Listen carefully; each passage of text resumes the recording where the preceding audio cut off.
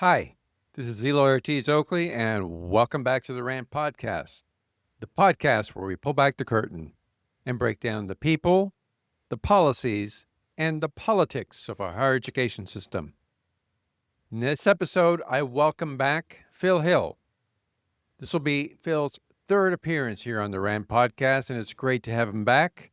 Phil is a higher education consultant, and Phil is also the editor on the Phil on EdTech newsletter, which is widely read in the higher education marketplace. And Phil does an excellent job of digging into the education technology marketplace and most recently digging into federal accountability policy.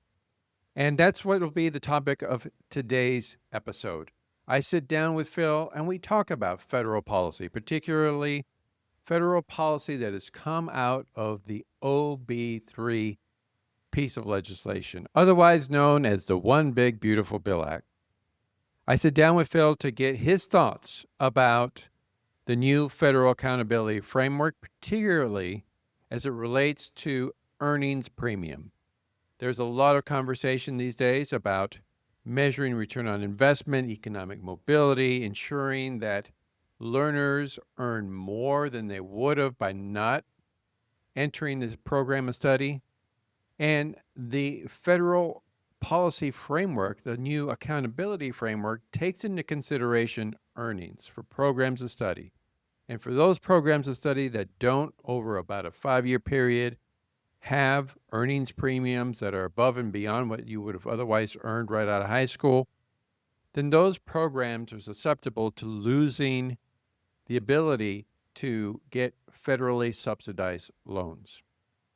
So Phil will join me to talk about his work, his concerns about the new federal framework, and some thoughts that he has on how to improve it. And this is an important conversation given that the Department of Education is coming up on starting the negotiated rulemaking for the regulations that will need to be put in place for this new accountability framework. So now is a perfect time to have this conversation. I hope all of our listeners join in this conversation because it's going to affect every type of higher education institution in America, from community colleges to four-year regional universities to private liberal arts colleges to the most selective or rejective colleges and universities in the country.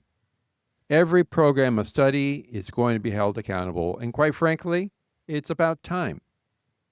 And while it's about time that we have an accountability framework, there are still a lot of issues to be worked out, particularly in terms of what kind of data we're going to draw from and what is the best way to measure an earnings premium. So Phil will join me to talk about that, give his perspective, give his thoughts, and we'll rant a little bit about what's going on in higher education today. We'll also get into the new cap on federal student loans for graduate programs, and we'll talk a little bit about the OPM Marketplace. So with that backdrop, please join me in welcoming back for the third time on the RANT podcast, Phil Hill. Phil, welcome back to the RANT podcast. Thank you. I'm really looking forward to it. By the way, I have to check. How many other 3-time guests have you had before? I'm checking for bragging rights. Well, I believe I've only had one other 3-time guest. It might be Michael Crow. So you are definitely up there in the rarefied air, Phil. Well, tell Michael I'm coming for him next year. Well, as hard as he is to schedule, I have a feeling you'll catch up to him. Yes. Well, thanks for coming back, and it's always fun to chat with you, Phil. And I just want to begin with, I appreciate you always digging into issues surrounding the higher education marketplace, and in particular, some of the most recent issues regarding the higher education accountability framework that recently got signed into law. But before we get started, how are you doing? What's keeping you up at night these days? Well, it's the same answer. It's the accountability framework. It's the schools, colleges, and universities starting to wake up to the implications here. And with the negotiated rulemaking in just a couple of weeks, it's sort of interesting that there's a lot of interest now. There's a Right. piece of me saying, you should have been interested a while ago, but that is keeping me up. I'd written about the accessibility, but yeah, those issues are sort of looming. And so the general thing that I think about a lot is are colleges and universities really ready for what's going to be hitting them in 2026? And the general answer is no. Right. So then the follow-up is, are they going to? What progress are they going to make? So yeah, those are the big topics right now. Yes, it's definitely a big topic. And, just hearing you talk about and ask the question, are they ready? It's just amazing to me, having been in this conversation for so long. In one of your recent posts, you referenced the Post-Secondary Value Commission work and some of the other work that's been going on for a long time. And, this conversation about economic mobility, about adding another metric to what we would consider success at the post-secondary level has been going on for quite some time. I mean, my hair was a lot darker when I served on the Post-Secondary Value Commission, and this conversation was so going on. I should thank then. you for this report that came out. Even back then, there was conversations about, increasing the value, being concerned about the erosion in confidence in the value of a degree. And this was, at least 10 years ago. I lose track of time these days, but it feels like a million years ago that conversation was getting started.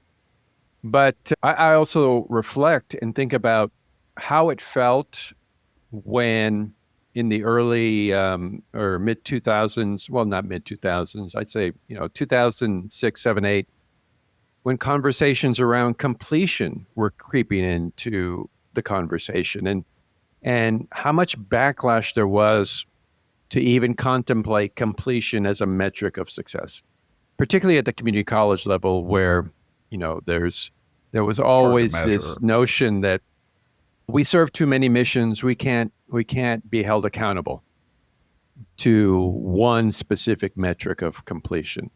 So I give that backdrop only to say that I'm always skeptical when I hear higher education leaders push back on a new metric of accountability. But at the same time, I'll begin by saying I agree with you that there are challenges in the current data and the way the metric is devised. But before I get into all my thoughts, let's start with you. Tell us about your concerns about the federal accountability framework, specifically the economic metric, the metric that measures earnings, and what you think some of the unintended consequences if it goes into regulation the way it reads today. Sure. And I'll start out with sort of the general concept. I'm in agreement that we've been talking about outcomes completion. Right. And now we've been talking about economic returns for graduates for a long time. The difference is now we're talking about accountability, as in programs potentially losing access to federal financial aid loans. And I think it's needed, to be quite honest. So I'm a supporter of the concept. So having said that, most of my criticisms have been on the chosen metrics, the way that we're planning to implement them. And gainful employment and financial value transparency became regulation in 2023, the latest version of it. And the earnings premium was one of two metrics that get applied there. And that just simply says, what are the earnings of your graduates, completers, since we're talking undergraduate certificates quite often, 3 years after they finish a program. And let's compare that to high school, no college, people aged 25 through 34 within one state. That same metric, the earnings premium, got implemented by law with the OB3, One Big Beautiful Bill. And so now everybody's going to have to live with it. The difference is it's 4 years versus 3, some minor differences. So what are my fundamental objection? Well, I guess I have two. One is that's only one metric. It doesn't even take into account debt. It doesn't take into account program cost. There's a lot of having a single metric is one of my biggest complaints because Right. that puts a huge burden on that one way of viewing things, and you're going to have tons of unintended consequences. What I've written more about is the fact that the chosen metric and the way it aggregates data. It might seem sort of pedantic or data focused, but I think it's important because it's comparing your median earnings of a specific program, a group of 35, 40 students in this particular 2-year period. What are their median earnings? But to get to the concept of did your college degree add value, you have to have a comparison group. Right. And the comparison group is aggregated across an entire state. And it's for ages 25 through 34. And it ignores all other demographics. So that's just a fundamentally misaligned metric in the way it's going. And 2 examples. States, regions within a state have different income levels. So your state, California, used to be my state. You're always welcome in California, Phil. That's right. Well, for visiting, I don't want the taxes. But there's a plus or minus 20% difference depending on what part of California you're in compared to that median comparison group. So what that means is if you're in a rural, it's not always rural, but if you're in a low income area of the state, which often means you're serving disadvantaged students, lower income students, those schools have an additional 20% burden, up to a 20% burden just to pass the metric because they're in a naturally low income area, but they're getting compared to the statewide median. So what's an unintended consequence? You're going to have a lot more programs in rural, low-income areas failing simply because of where they are than people are expecting. And that's poor public policy. And a quick example, there are other demographic issues, such as female versus male composition has whatever the reasons. That also has a plus or minus 20% difference. And you're ignoring that. So the example I use, let's say you're a woman in McAllen, Texas, and you see a program that my nominal income as a high school graduate, I'm going to make $20,000 somewhere.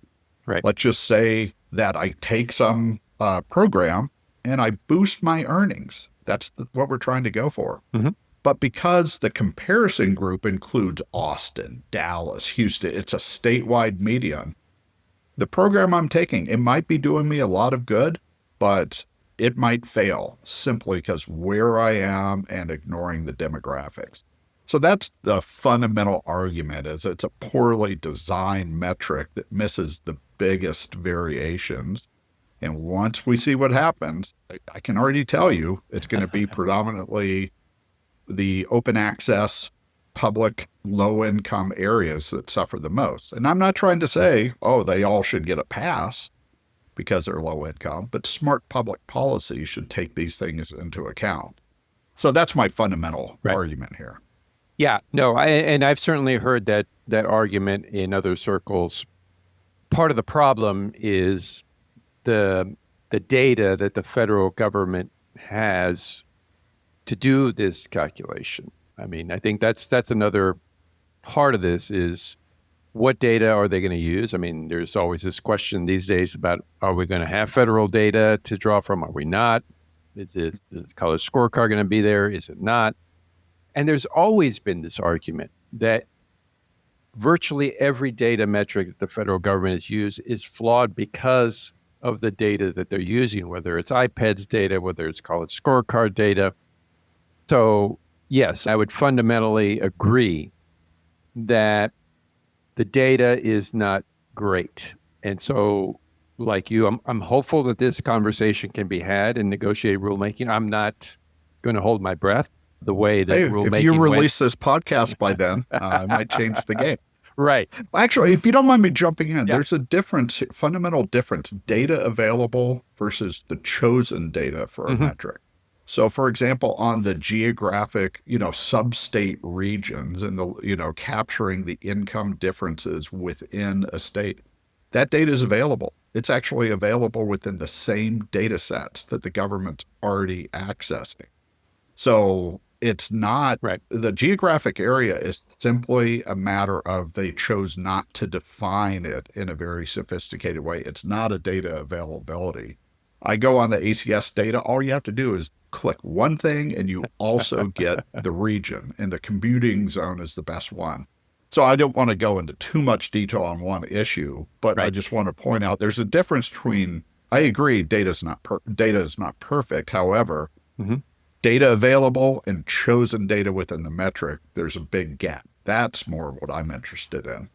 I completely agree with that point. In my mind, it even goes one step further, which we're not at that step yet. And my hope and a lot of work that's being done in DC right now with different organizations is to take that next step, which is to really bring this down to the state level and really get states to Yeah. have robust data systems where they could do an even better job than the federal government could do. I know we're not there yet, and we're still quite a ways away, but my hope is that that's where we eventually get, because when we did similar analysis in California, as you well know, we partnered with Michael Iskowitz from HEA Group.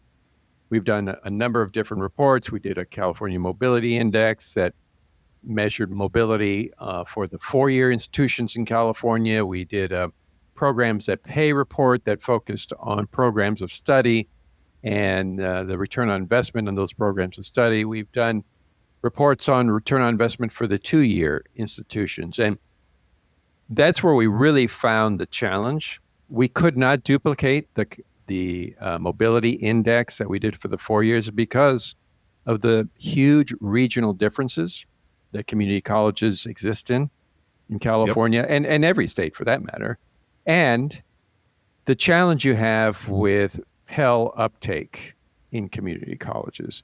Many community colleges, and I disagree with this notion, and I've argued against this notion for years, but most community colleges are not designed to maximize Pell uptake for their low-income learners, and therefore it's hard to really measure the amount of low-income learners that you're serving, what their earnings are.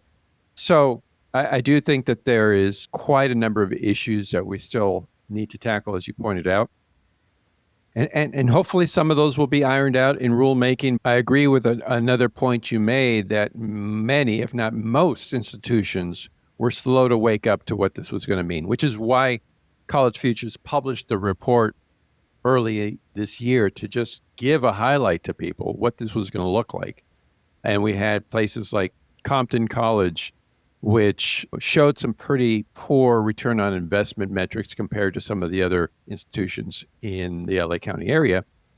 But if you take a look locally, one, the job market is not as great in that region. Two, the programs of study are not well aligned with the jobs that are available. So all those things will hopefully create a conversation that will lead to a better metric.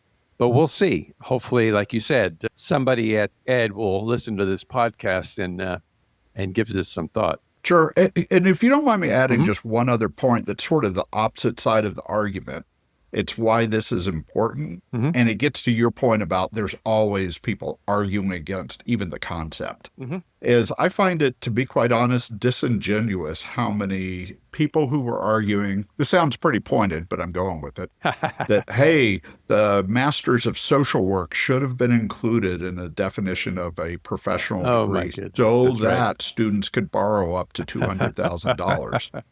And I heard that argument, and I'm like, are you kidding me? Your argument is, could we please let social workers run up more than $100,000 in debt? That's your argument. So my point is, yes, there's going to be some of the resistance that's conceptual in nature, and I think there's a need to say, sorry, you're going to have to find a new way of figuring Right. this out. So hopefully that won't get you in trouble that I mentioned that example. No, it won't get me in trouble. I've already been in trouble often enough over these issues, Okay. and specifically with a particular institution here in California that is famous for their social work program. Okay. We'll say no more. Most people have Yes, figured that yes, out. but no, I think your point is well taken. These are the kind of arguments that tend to pop up in moments of increased accountability, calls for increased accountability. But I just think if you're an institutional leader and you're still fighting this fight on that level, I'm not saying that we shouldn't fight the fight over what is the right metric, what is the right data, Yeah. to your point. But if you're still arguing that we can't have this kind of accountability, then you have not been listening to what's going on across the country. And I think this is part of what you're saying. And don't assume that it's caught up in polarization because it's bipartisan move towards Absolutely. accountability. And we'll jump into the graduate student loan conversation in a minute. But when I was in those conversations in DC, one thing that became clear to me early on, way before, the big, beautiful bill came I about. think the cool kids call it OB3. OB3, yes, yes, and that's why I don't call it OB3. Okay. But yes, but one thing that became clear was that this frustration with graduate student loan borrowing was bipartisan, cross aisle. This was going to happen, and I warned my colleagues early on that if this is a point of bipartisan agreement in the Senate, guess what? Then, this means that there is a lot of support for this direction. So anybody caught by surprise by what happened to the graduate student loans has not been paying attention or reading the writing on the wall. And Yep. I think those are frustrations that I frequently have. I just don't understand what universe sometimes our educational leaders are living in. But nevertheless, so based on what you're seeing, I mean, there are reports that come out every week about economic mobility, return on investment, programs that pay. The Georgetown Center on Education in the Workforce recently has come out with a few reports. Most recently, baccalaureate programs of study and whether or not they pay off. Based on what you've seen, do you see anybody that you think is doing it better than others in terms of publishing the data, something that the federal government could point to? Well, I mean, I think the Georgetown CEW, part of their benefit is they've been doing this for a while. Right. They've been exploring it from different angles. And so they were an early leader to look at both the education and the workforce side and how they connect together. So I give them a lot of credit just for their long-term commitment to this issue. I think the underlying data, the University of North Carolina system that did that big report a couple of years ago, I felt that some of their conclusions were a little bit watered down, but the data collection and the way they viewed it, I thought that was quite good. And it was statewide, and it looked at all the colleges within the state. The Texas Higher Education Commission, they are not just doing research studies, it ties into funding in Right. Texas. So I would argue they're a leader into the accountability, not just the concept, but actually tying it to funding. So I would point them out. And then also going back to that report that you mentioned, I really appreciated the Post-Secondary Value Commission funding the University of Wisconsin researchers and looking at one metric. So they're not doing an overall, here's the total return on investment. They just provided a very actionable, useful research report on the subject that help explain things in neutral terms and hopefully will really inform what's happening in DC starting in December. So those are a couple that I would point out. I see a lot of snippets here and there that are useful. Yes. But there's a lot of need to get the word out, not in a marketing sense, but to make sure people are understanding. There's almost a before 2026 and an after 2026. That's Agreed. one of the key messages is we're moving into accountability for nearly everybody, as in you could lose your access to federal financial aid loans. that changes the game from research report and dashboards into, ooh, we better pay attention. That's Yes. part of the reason I'm really harping on the importance of what's about to happen and the long-term work you're mentioning that you've been involved in. I think it really changes next year.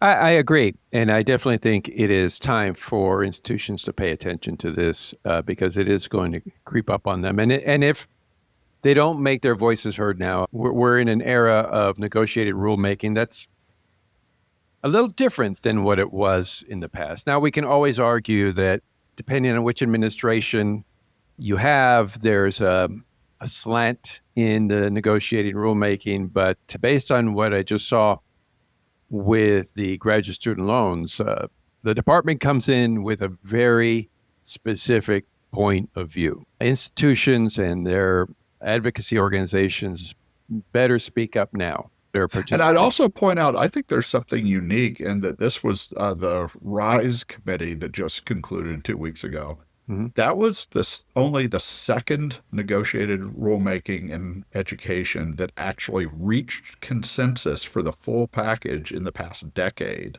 Mm-hmm. So we already know that the language was captured by that group. Now, part of the reason I mentioned that, each administration has different priorities, but I think there's also a negotiating tactic that the Trump administration is doing. Yes. Where they said the consensus was for the whole package, not for individual topics. Right. And I think they used that to sort of, well, they definitely did, to strong arm into a consensus.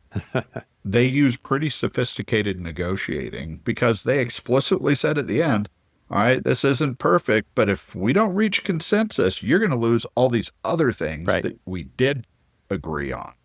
And that was, I'm not trying to defend it or, criticize it, but I am pointing out it's actually pretty different. And I think people need to be aware that I expect this upcoming rulemaking to have similar negotiating tactics behind it that we haven't been used to.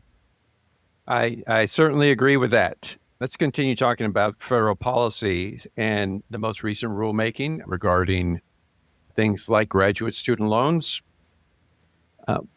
Based upon what you've seen in the marketplace, well, and let me take a step back. I mean, I'll put my bias on the table. Having spent a lot of time either on the UC Board of Regents or watching the whole debt crisis come about, whether my time in DC or in other roles that I've had, I mean, this has definitely been a point of frustration for many people on both sides of the aisle.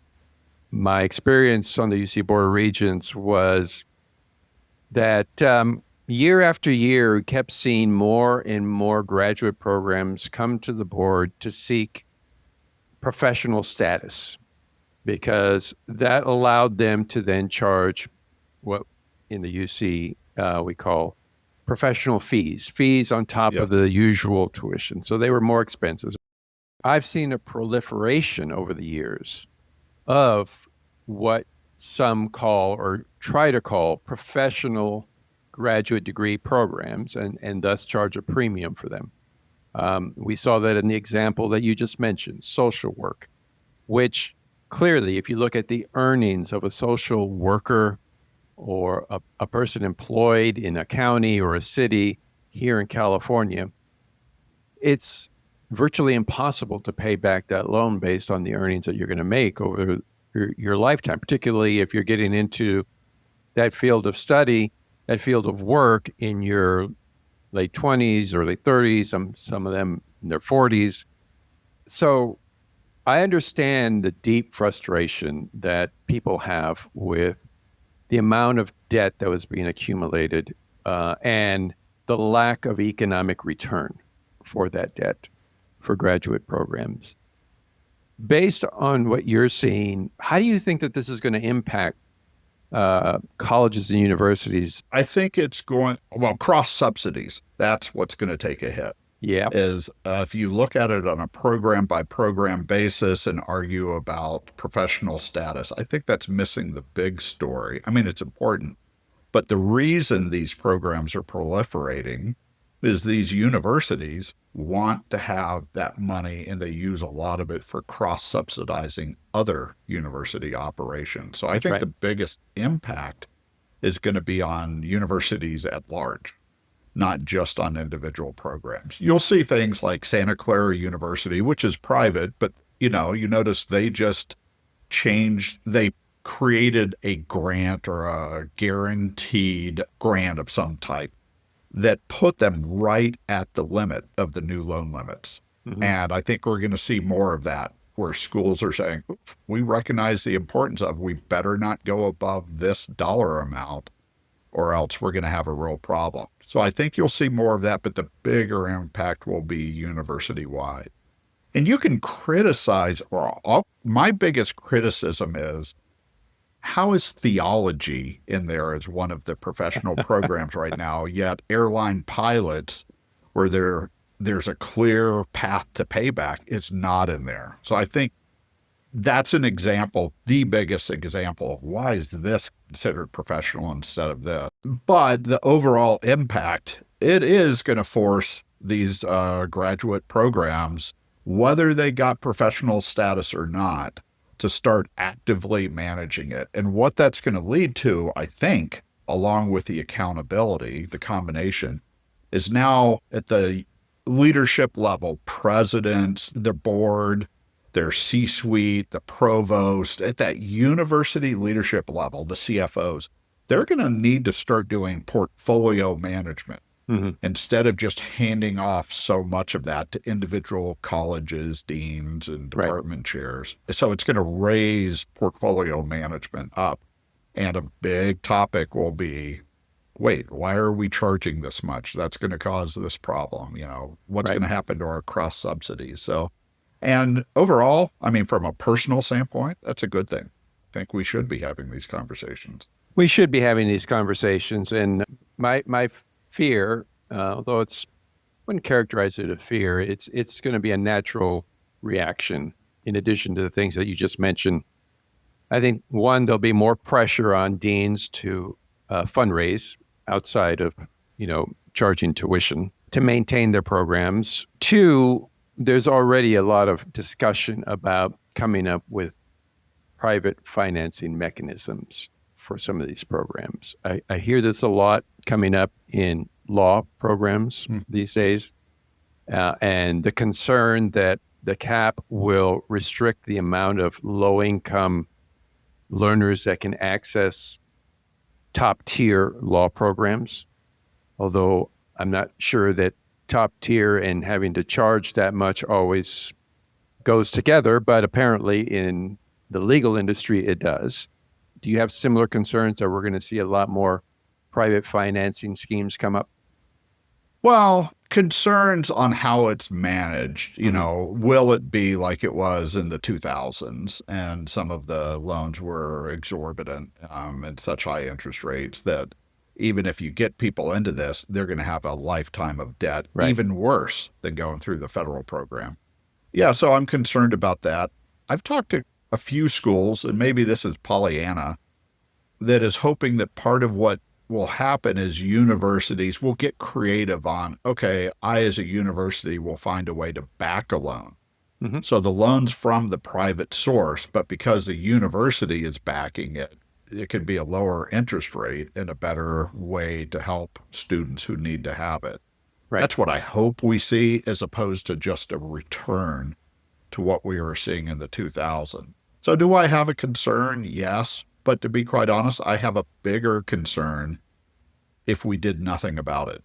Mm-hmm. So not trying to be heartless, but yeah, it's a secondary concern. I think the bigger problem is I think there should be downward pressure on the prices of these programs. Agreed. In the end, that's what's going to actually help lower income students more than the near-term pain that we're going to see. I agree. I think if we rethink about the way that we deliver the teaching and learning in programs, particularly as archaic as law, rethink what good quality is and find ways to lower the costs. I think that's a good conversation for academia to have right now. So let's jump into one last topic before we wrap up. You spend a lot of time looking at the EdTech marketplace. You spend a lot of time looking at online programs. And while some of this other news has drowned out some of the other things that have been going on for quite some time, I want to focus a little bit of attention on what's happening with OPMs, online program management companies. There was sort of this shakeout about a year or two ago, all the concerns about the, 2U and some of the other OPMs. There was a lot of pressure put on them. I think there was a bit of a shakeout. Where do you see the OPM marketplace right now? And do you see that it's still under pressure from consumer advocacy groups? Well, I'll answer the second question. Yes, they're still under pressure from advocacy groups, but it's mostly now at the state level and not at the federal level. But we can get into that. Where do I see it? It's a market in that's in the middle of an inflection point. And keep in mind, 2U did not go bankrupt because of advocacy groups. They Right. went bankrupt because of their debt management and their acquisition of edX. That's what led to them going bankrupt. Now they're out of bankruptcy, and they've done a great job with that. But I'm waiting for them to actually say, well, here's the revised strategy. Here's who we are today. Mm-hmm. I know they're trying to evaluate it, but my goodness, it's more than a year after bankruptcy and there's no new messaging coming out of them. You have Coursera, who basically said, our OPM business, we're not pulling out of it, but we're not even going to separately report it. And we Right. know that the revenues go down and we don't care. So Coursera has effectively pulled out of a lot of the OPM market. Wiley sold to academic partnerships, became RisePoint, and now they're the big player, which Right. is pretty interesting that It is they're the interesting. dominant. That's not who I would have predicted 10 years ago. No offense to the leadership there, but I wouldn't have predicted that. So where you are now is a whole new market leader that has sort of flown under the radar from a political standpoint for a long time, and I think they're doing fairly well. They're getting attacked more at the state level. The most recent state with action is likely Illinois, but definitely the Minnesota law. There was some action in California, but the Senate bill got defeated that would have partially impacted them. So it's state level issues they have to manage. But the bigger issue for the OPM market is you can't run your business the way you did 2015. That's right. Colleges and universities are different. They have different set of needs now, particularly after COVID. So the market needs a reset, not necessarily from policy issues, but from market issues. And I'm waiting to see. I've been disappointed thus far on seeing revised strategies and models and strong bets. You know who I do see that from and who seems to be doing well? Or the ones that we used to consider partial OPMs or on the fringe, like Collegius, Everspring, Education Dynamics, Mm-hmm. Archer, sort of the second tier type of players. They seem to be the more nimble companies and doing better now. Now, I don't know how that changes the big players like RisePoint, but I've seen more innovation there than I've seen in the mainline OPM space. So what am I watching? There is state level policy, but a bigger question to me is market demand. And when and how will they actually strategically change their offerings to be ready for the next 10 to 15 years and not just living on what they used to do? So it's a market that has not made the changes it needs to make yet, Right. is the way I would characterize it. Yeah, no, I would agree with that. I mean, clearly, in my view at least, there still is demand for the services that Yes, I OPMs agree with that. offer. I just think about the California State University system. It's in a huge hole right now, has enrollment challenges, and it really needs to find its footing in being able to reach learners outside of the brick and mortar. So there is still a need, there is still demand, but I agree that the formula needs to change in order to keep up with the changes in the type of demand and the marketplace. And I think once and for all, they need to solve this this issue that keeps coming up around transparency in terms of who the learner interacts with and do they know what's happening. Well, then look at the state level. In Ohio, you should be happy then, because the initial bill produced in Ohio was a draconian, ideological, let's kill OPM. Right. I mean, there's no two ways about it. That's how it was introduced. The Ohio Senate really, it was almost like the adults came in the room and said, no, we're going to take what's really needed and come up with a more effective bill. And the centerpiece relating to OPMs is transparency. Right. Let's make sure it's obvious who you're talking to. Do they work for the university? Do they work for a third-party company? So I assume you like the way the Ohio bill. I do. out. My biggest issue is it's the transparency. Just answer the fundamental questions. The learner should know who they're interacting with, and the public should know who's paying for what.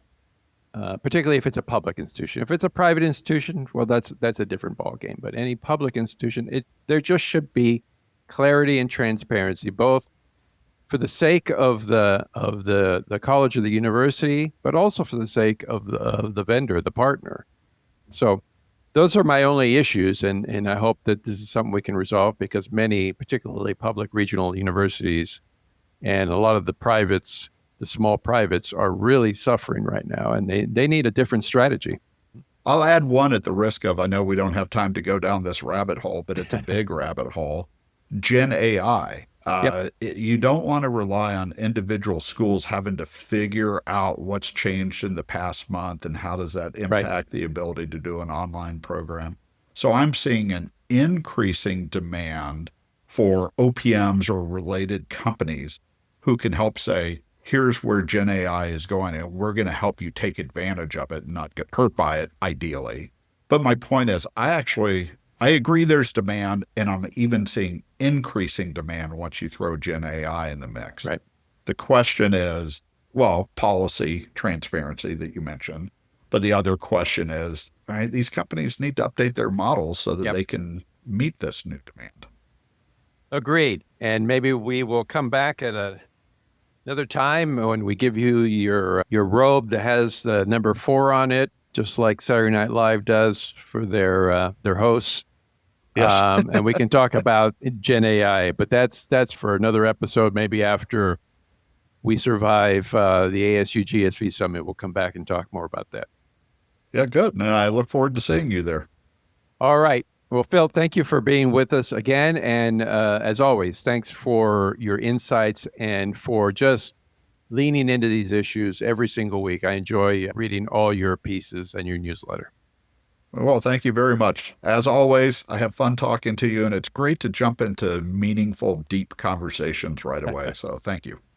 All right. Well, thanks for joining us, folks. You've been listening to my conversation with Phil Hill. Phil's a higher education consultant. He's also the editor of the Phil on EdTech newsletter, which everyone should be reading. I'll put a link to where you can access the newsletter in the notes section of this podcast. If you're watching us on YouTube, please hit subscribe, continue to follow us. And if you're listening to us on your favorite podcast platform, download our episodes and continue to follow us. Take care, everybody, and we'll see you all soon.